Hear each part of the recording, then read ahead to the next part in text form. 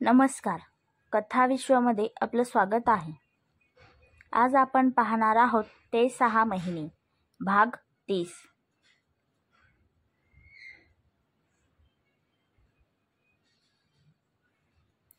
मीरा आणि प्रकाशच्या लग्नाला 1 महिना उलटून गेला होता. गेल्या महिन्याभरात मीराने जे सगळं सहन केलं, जे पाहिलं आणि जे सोसलं ते तिच्या बालमनावर घातक अशा पद्धतीने कोरलं गेलं होतं. एवढा त्रास तर तिने तिच्या बाबाच्या घरीही सहन केला नव्हता. त्याचा मार परवडला, पण हे सगळं नको असाच ती विचार करत होती. कधी कधी तिच्या मनात हाही विचार यायचा की हे सगळं आपली आईही सहन करत असेल का? लग्न झालेल्या सगळ्याच बायकांना हा त्रासातून जात असतील का?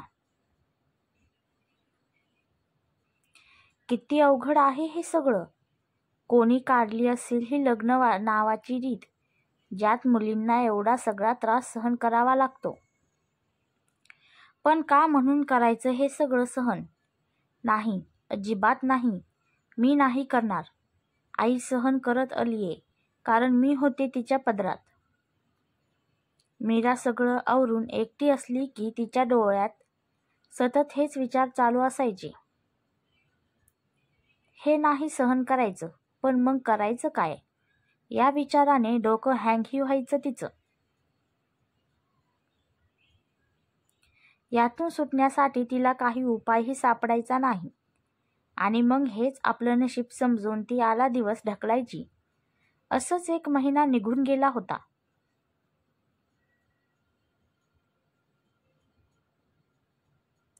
प्रकाश मनाला येईल तेव्हा तिच्यासोबत प्रणय करायचा, पण तिची साथ मात्र त्याला मिळत नव्हती.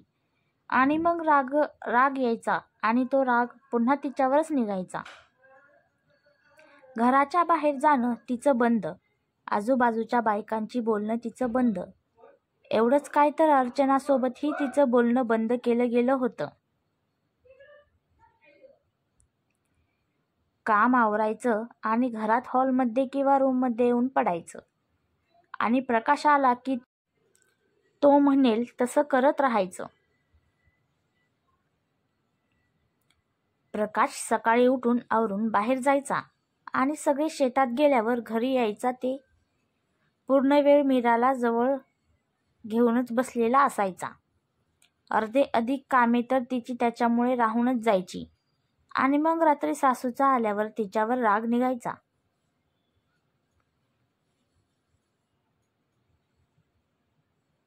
सासरे 1-2 शब्द बोलून पुन्हा त्यांच्यामध्ये लक्ष घालत नव्हते. सारिकाही दिवसभर कधी शेतात जायची तर कधी मैत्रिणीकडे जाऊन बसायची, पुढच्या वर्षीचा अभ्यास चालू केलाय हे कारण सांगून.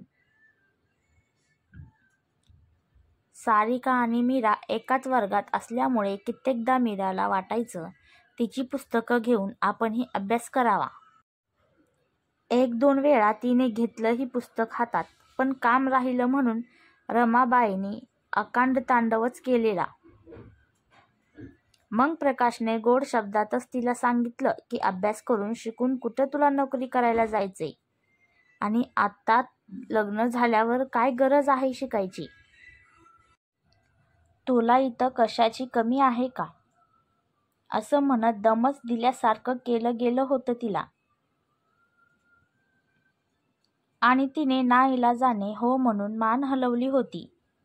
मनातून मात्र खूप दुखावली होती, कारण समजून चुकली होती की आता काही आपल्याला पुढे शिकायला मिळणार नाही.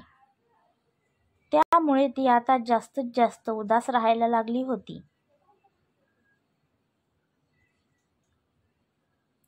आईची आठवण यायची तिला. या महिन्याभरात फक्त एकदा आईचा फोन आलेला तिला. आईचा आवाज ऐकून हुंदका गळ्याशी आलेला. तिने रोखून धरला होता.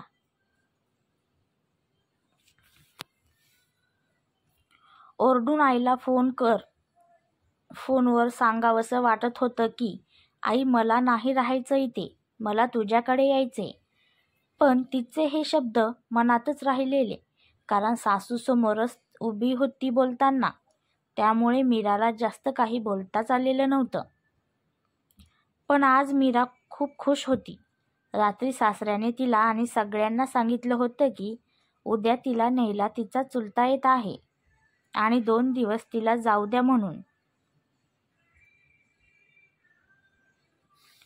रमाने तर काही गरज नाही आता जायची, हिथं काम आहेत घरामंदी आणि आता रानात बी उन्हाचं तण काढाया बाया मिळणं ती तर तिला बी बास झालं घरी बसायचं. पुन्हा आधी या म्हणाव पाहुण्यासनी, आता काय जमायचं नाही. सरळ सरळ रमाबाईने नकारच दिलेला. त्यांचं बोलणं ऐकून मीराचा चेहरा एकदमच पडला. थोड्या वेळापूर्वी आईकडे जाणार म्हणून खुश झालेली मीरा आता हिरमुसून गेली. असं काय करती रमे तू? पोरीनं लगीन झाल्यापासून माहेर पाहिलं नाही आणि त्या पाहुण्यासनी या म्हणून सांगितलं हाय. आता नाही कसं म्हणायचं? 2 दिवस जाऊन दे. व्हय प्रकाश, जमल नव? रमाबाईला समजावत ते प्रकाशला म्हणाला. प्रकाशने फक्त करत हुंकार भरला होता. रात्री जेव्हा सगळं आवरून मीरा पाण्याचा तांब्या घेऊन रूममध्ये आली तेव्हा प्रकाश नेहमीप्रमाणे पलंगावर पहुडला होता. मीराने येऊन बाजूला टेबलवर तांब्या ठेवून दिला आणि आरशासमोर उभी राहून साडीची पिन काढून ठेवली आणि दुसऱ्या बाजूने येऊन प्रकाशच्या शेजारी येऊन झोपली.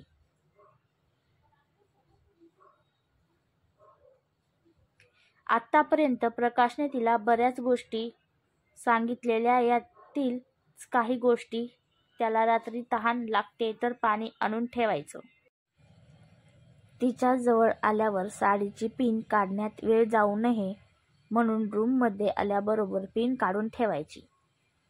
आजही तिने सांगितलेलं सगळं केलं आणि त्याच्या शेजारी जाऊन झोपली.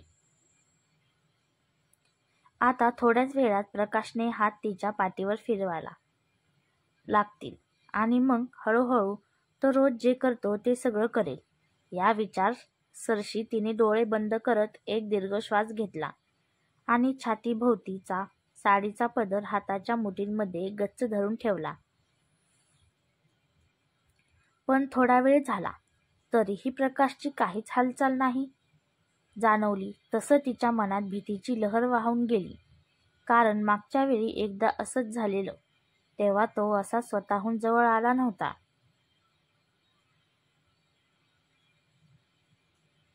आणि आज तो असं काही करणार नाही समजून आनंदातच ती रिलॅक्समध्ये झोपून गेली होती. आणि मग सकाळी उठल्यावर प्रकाशने जे तिच्या थोबाडीत 2 ठेवून दिल्या होत्या तिच्या तोंडातून रक्त बाहेर आले होते.